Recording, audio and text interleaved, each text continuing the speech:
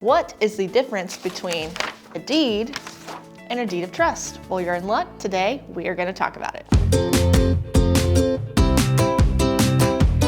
First, let's dive right into the deed. And the deed is the instrument that gives you your ownership in the property. A deed is between two parties. That's your grantor and your grantee. Most often, you're going to be getting fee simple ownership, which means you have the right to do everything, lease, sell, borrow against, etc. Though a deed could also be used to grant a life estate and give a remainder interest in another person. But generally speaking, the deed is the main thing that you are going to want whenever you are buying a property, and this is the thing that's going to make sure that you own the property. It gets filed with your county's register of deeds, surprise, surprise, and that is where the record is of who has owned what property over time and how you can find out who currently owns a property and to see if the property is encumbered by any other instruments. That could be easements or something called a deed of trust. A deed of trust is the security instrument, and that is what gives your lender their right in the property if you stop paying them.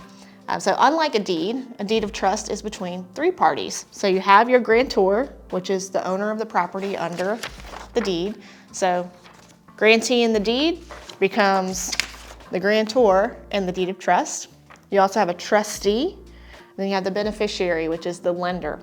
So where most people get tripped up is, what is the trustee's purpose? Well, in a deed of trust, the trustee is the person or entity that's been tasked with the foreclosure process if you stop paying the money back. A deed of trust is usually much longer than a deed, and it outlines the rights and responsibilities between this grantor and the beneficiary, and also what the trustee's job is if that foreclosure time ever comes.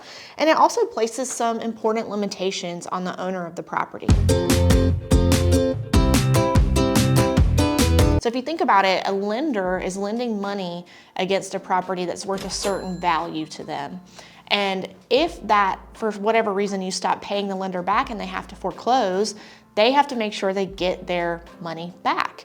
So they're going to make sure that you won't do things that would cause waste to the property. There are going to be restrictions against hazardous materials.